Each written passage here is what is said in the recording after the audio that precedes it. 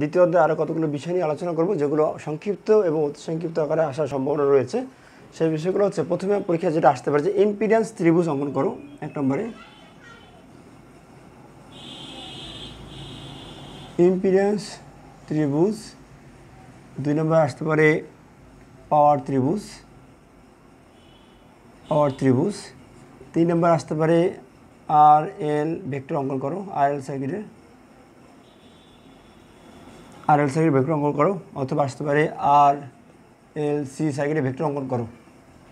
তো তোমার পরীক্ষায় যেমনটাই আসুক না কেন দ্বিতীয় অধ্যায়ের জন্য যদি কোনো ভেক্টর আঁকতে বলে, তাহলে তুমি কী করবো, একদম চোখ বুঝে একটা সমকোণ ত্রিভুজ এঁকে দেবে। এরকম সমকোণ ত্রিভুজ আঁকবো। সমকোণ ত্রিভুজ আঁকার পরে এই সমকোণ ত্রিভুজের আমরা মনে রাখবো, সমকোণ ত্রিভুজের ভূমি সর্বদা রেজিস্টার থাকবে। এখানে আমাদের সর্বদা আর থাকবে, সর্বদা কি থাকবে, আর থাকবে। লম্ব আমাদের রিঅ্যাক্টিভ উপাদান, লম্ব হচ্ছে আমাদের রিঅ্যাক্টিভ। আমাদের একটা আরএলসি সার্কিটে দেখো, এখানে আমাদের রেজিস্টার ছিল, ইন্ডাক্টর ছিল, আর কি ছিল, ক্যাপাসিটর ছিল। আমাদের ইম্পিডেন্স ত্রিভুজ যখন অঙ্কন করতে বলবে, তা আমরা জানি ইম্পিডেন্স মানে বাধা। তখন আমাদের এই আর তো বাধা অলরেডি থাকে, সর্বদা এসি ডিসি সর্বদাই বাধাতে থাকে, মানে এর একক সর্বদা ওহমে থাকে। ওহম থাকার মানে হচ্ছে বাধা। এলকে আমরা এক্সেলে কনভার্ট করি, তখন এটা ওহম হয়ে যায়। এই সিকে আমরা এক্সিতে কনভার্ট করি, তখন ওহম হয়ে যায়। তো আমাদের এক্সেল এবং এক্সিকে আমাদের এখানে দেখাতে হয়। এল এবং সিকে আমরা এখানে দেখাই না, এল এবং সিকে আমরা এখানে লম্বতে দেখাই না। আমরা কী করি, যখন আমরা ইম্পিডেন্স ত্রিভুজ অঙ্কন করব, তখন এল এবং সি লিখবো না, তখন আমরা লিখবো আমরা এক্সএল এবং এক্সি, বিকজ আমরা বাধা নিচ্ছি।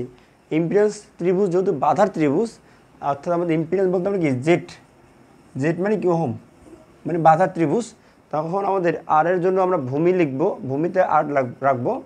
এল এবং সি এর বেলা দেখো, আমাদের যদি শুধু আর এবং এল থাকতো, তো আমরা কি দেখিয়েছি, এল সর্বদা পজিটিভ, অর্থাৎ আমাদের প্লাস যে অক্ষে থাকে, এল সর্বদা কি প্লাস যে অক্ষে থাকে। এর জন্য আমরা এখানে কি লিখবো,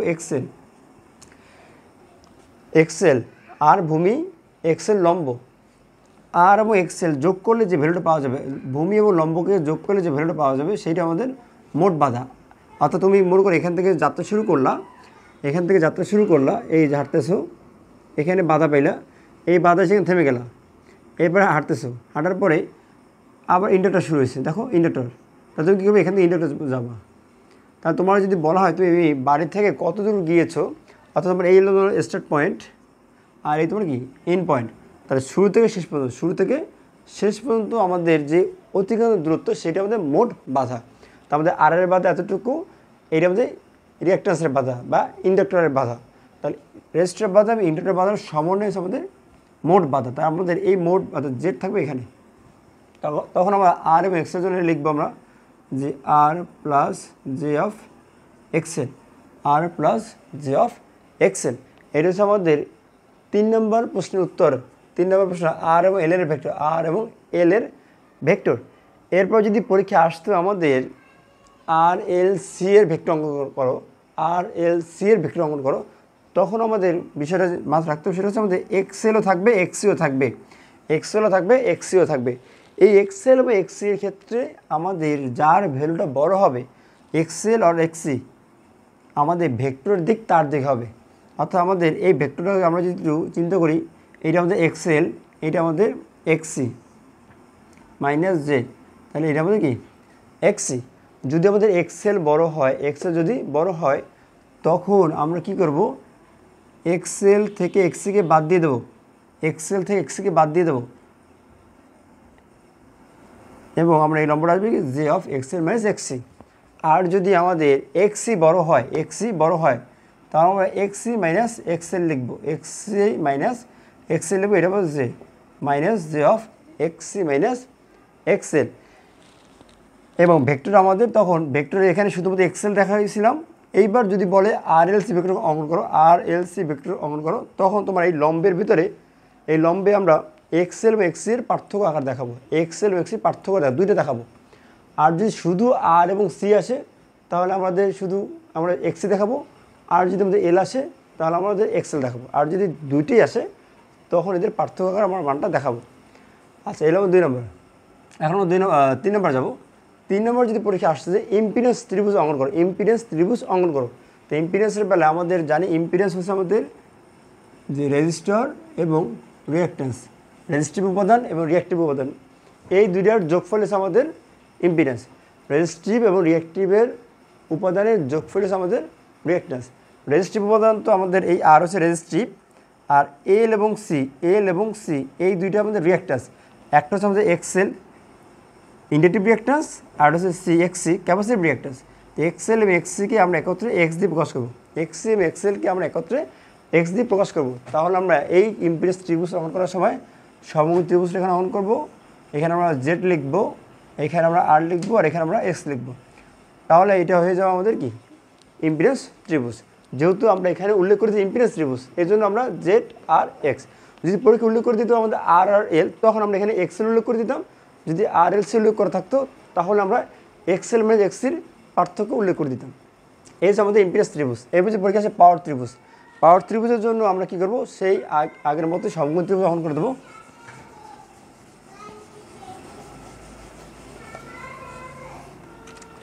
সমকোণী ত্রিভুজটা অঙ্কন করে নেব, এই আমাদের সমকোণী ত্রিভুজ। এখন দেখো সমকোণী ত্রিভুজে পাওয়ার ত্রিভুজ, পাওয়ার ত্রিভুজের ক্ষেত্রে আমাদের এই যে অতিভুজ, অতিভুজ মানে হচ্ছে মোট পাওয়ার, মোট ভোল্টেজ, মোট কারেন্ট, যা বলি সব কিছু আমাদের এই অতিভুজে থাকবে, মোট কথাটা টোটালটা। তাহলে আমাদের এই যে ভূমি, এই ভূমিটা আমাদের আর এর জন্য, এইটা আমাদের এক্সের জন্য, আর এটা আমাদের কি যেটার জন্য। এখন দেখো আমাদের সিরিজে যেহেতু কারেন্ট সমান, সিরিজে আমাদের কি কারেন্ট সমান, তাহলে আমাদের প্রত্যেকটি জায়গায় কিন্তু কারেন্ট সমান থাকবে। এই সাইড সব জায়গায় কি কারেন্ট সমান থাকবে। তাহলে আমাদের এই যে অতিভুজ, আমাদের অতিভুজের জন্য আমরা লিখতে পারি এখানে যে মোট ভোল্টেজ এবং মোট কারেন্ট, মোট ভোল্টেজ এবং মোট কারেন্ট। তাহলে এই যে মোট ভোল্টেজ এবং মোট কারেন্ট, আমরা জানি মোট ভোল্টেজ এবং মোট কারেন্টের যে গুণফল, ভোল্টেজ এবং কারেন্টের গুণফলকে আমরা কি পাওয়ার দিয়ে প্রকাশ করি। তাহলে এখানে যে পাওয়ারটা আছে এই পাওয়ারটাকে আমরা লিখব এস, এস সমান সমান ভিআই, এস সমান সমান ভিআই। ভোল্টেজ, মোট কারেন্টের গুণফলে যে পাওয়ারটা পাওয়া যায় এইটা আমাদের হচ্ছে গিয়ে আপাত পাওয়ার। এই পাওয়ারটার কী নাম দেবো, আপাত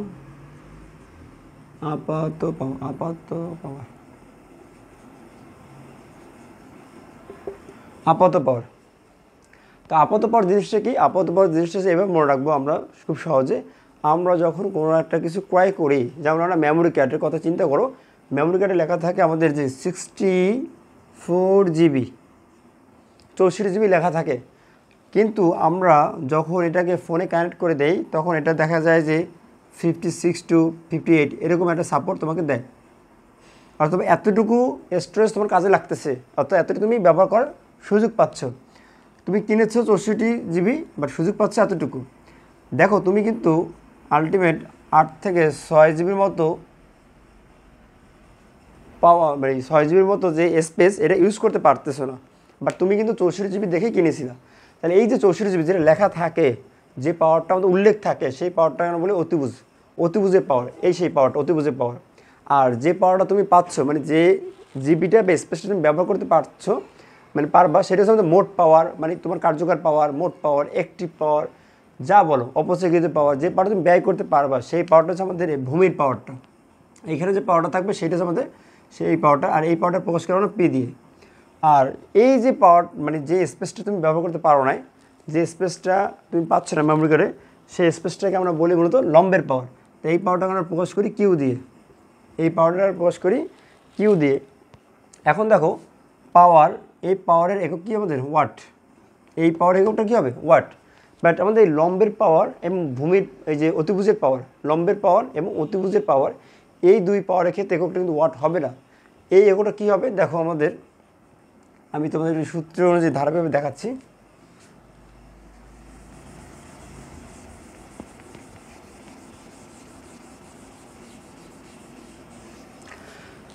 দেখো আমাদের একটা ডিভাইসের পাওয়ার, মোট পাওয়ার মানে আপাত পাওয়ার কত হবে এটা আমরা জানা থাকে, যে আমাদের ডিভাইসটার 64 GB স্পেস রয়েছে, এই অতিভুজটা মোট পাওয়ার, মানে আপাত পাওয়ার, ভোল্টেজ এবং কারেন্টের গুণফল আমরা জানি।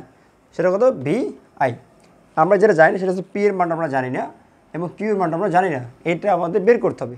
তো তুমি দেখো যদি তুমি ভূমি এবং অতিভুজ এই দুইটা মান কাজে লাগাতে চাই, আমরা কি করতে পারি, কস থিটা সূত্র ব্যবহার করতে পারি। আর লম্ব আর অতিভুজকে যদি আমরা ব্যবহার করতে চাই তার সাইন থিটা ব্যবহার করতে পারি। কারণ আমরা জানি কস থিটা মানে হচ্ছে ভূমি অতিভুজ, ভূমি ভাগ অতিভুজ, যে কবরে ভয় আছে, কবরে ভয় আছে, ভয়ের জন্য ভূমি, আছে জন্য অতিভুজ, আমরা এই চিন্তা করতে পারি। তাহলে কস থিটা আমাদের ভূমি বলতে আমরা পি বুঝি পি লিখব, আর অতিভুজ বলতে আমরা ভিআইকে বুঝি। অতিভুজ বলতে আমরা কি ভিআই বা এস, যেটাই লিখি সমস্যা নেই। আর এস এর মান তো আমাদের ভিআই, আমাদের ভিআই। এখন আমাদের পি, এই পি এর মানটা কত হবে, তাহলে পি সমান ভিআই, আমরা আর গুণন করে দিচ্ছি, তাহলে ভিআই ইন্টু কত হবে, কস থিটা। তাহলে দেখো ভোল্টেজ এবং কারেন্টের কস থিটার অনুপাতকে আমরা কি বলবো, মোট power, active power, average power, অপচয়কৃত পাওয়ার। ভোল্টেজ এবং কারেন্টের কস থিটার অনুপাতে আমরা কি বলতেছি, active power P. Sine theta কী বলতে বুঝি আমরা, সাগরে লবণ আছে, সাগরে লবণের লম্ব আছে অতিভুজ। তো লম্ব বলতে আমরা কী বুঝি, আর অতিভুজ বলতে আমরা ভিআই বুঝি। তার মানে কিউ এর জন্য আমরা লিখতে পারি এটাকে ভিআই সাইন থিটা। এখন এই পি এর এককটা হচ্ছে আমাদের ওয়াট, এই পি এর এককটা কী হবে, ওয়াট, পাওয়ার একক ওয়াট। বাট এই কিউ এর এককটা কী হবে, এই কিউ এর এককটা হবে, দেখো আমাদের এখানে এই যে লম্বের সাথে আমাদের কী আছে, ভোল্টেজের ভি আছে, ভোল্টেজের একক ভি, কারেন্টের একক হচ্ছে এ, কারেন্টের একক এ, তাহলে ভি এ। আর এই যেটা লম্বের মান, এটা কিসের মান, লম্বের মান, অর্থাৎ আমাদের অ্যাক্টিভ পাওয়ারের বিপরীতের পাওয়ার। আমাদের এইটা হচ্ছে আমাদের কাজে লাগছে, আর এটা আমাদের কাজে লাগে নেই। এটা আমাদের অ্যাক্টিভ, এটা আমাদের কি, অ্যাক্টিভের বিপরীত রিঅ্যাক্টিভ, অ্যাক্টিভের বিপরীত রিঅ্যাক্টিভ। তো রিঅ্যাক্টিভের জন্য আর আসবে, রিঅ্যাক্টিভের জন্য কী আসবে, আর, তাহলে এটা হয়ে যায় ভার। তাহলে আমাদের এই যে লম্বের যে পাওয়ারটা, লম্বের পাওয়ারের একক হবে ভার, লম্বের পাওয়ারে কী হবে, ভার। আর এখানে আমাদের অতিভুজের যে পাওয়ারটা আসবে আমাদের সেম, এই ভোল্টেজের একক ভি, কারেন্টের একক ভি এ, তাহলে আমাদের এই এসের এককটা আসবে কি ভিএ। তাহলে আমাদের এই ভিএ, ভার আর ওয়াট, এই মানগুলোকে যদি আমরা কিলোওয়াটে প্রকাশ করতাম, কেভিআরে প্রকাশ করতাম, কেভিএতে প্রকাশ করতাম, অর্থাৎ আমাদের এই মানটা হচ্ছে যদি ভ্যালু আমাদের 1000 উপরে হয়ে যায়, মানে কোনো মানকে যদি আমরা 1000 দিয়ে ভাগ করে দেয়, মনে করো এখানে মানটা আছে 1000, তুমি লিখতে পারো তা 1 ভার।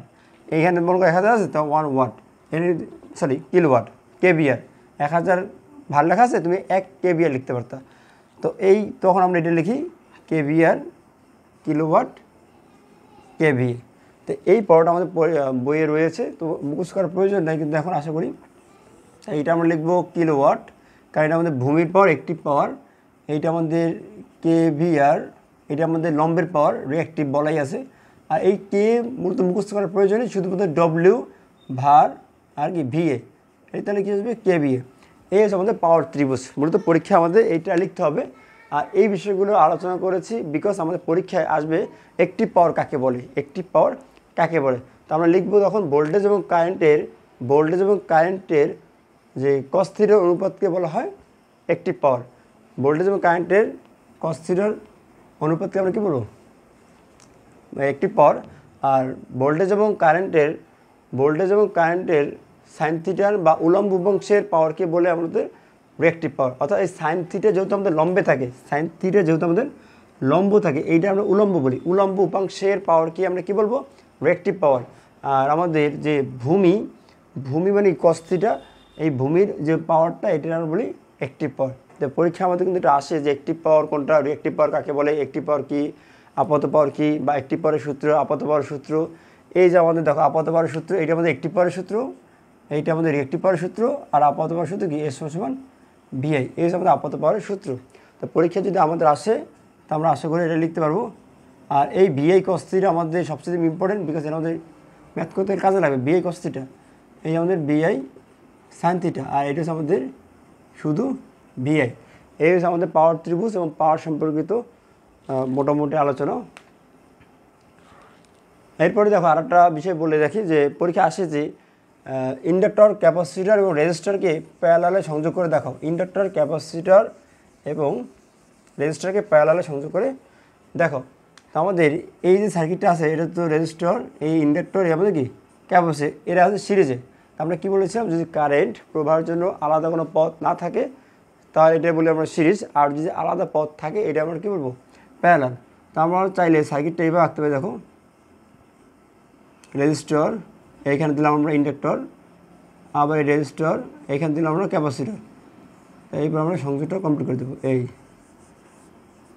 এটা আমাদের প্যারালাল সার্কিট। দেখো এইখান থেকে কারেন্টটা যাচ্ছে, এই কারেন্টটা আমাদের এখানে ভাগ হবে, এখানে ভাগ হবে। তাহলে এইটা যে কারেন্ট ভাগ হয়ে গেল, তাহলে এই যে একজন আরেকজন, এটা হচ্ছে একদম প্যারালাল সার্কিট। আমরা চাইলে আমরা এই সার্কিট এভাবে রাখতে পারতাম। এই আমাদের সোর্স, এইবার আমাদের রেজিস্টর, এই রেজিস্টর, এই আমাদের ক্যাপাসিটর, এই আমাদের ইন্ডাক্টর। এখানে রেজিস্টর আগে আসতে পারে, ক্যাপাসিটর আগে আসতে পারে, কোনো সমস্যা নেই, বিষয়টা একই। তাই এইটা আমাদের প্যারালাল সার্কিট। তাই এইরকম একটা সার্কিট রাখবো, তাতে আমাদের কিন্তু 3 ভাগ হয়ে যাবে। আর সি এল, এই আমাদের এসি সিগন্যাল। এই হচ্ছে আমাদের দ্বিতীয় অধ্যায়ের জন্য গুরুত্বপূর্ণ কতগুলো টপিকস। আশা করি তোমরা এখন বাসে বসে পড়বা এবং সে অনুযায়ী প্রিপারেশন নিবা। আশা করি তোমাদের উপকার হবে।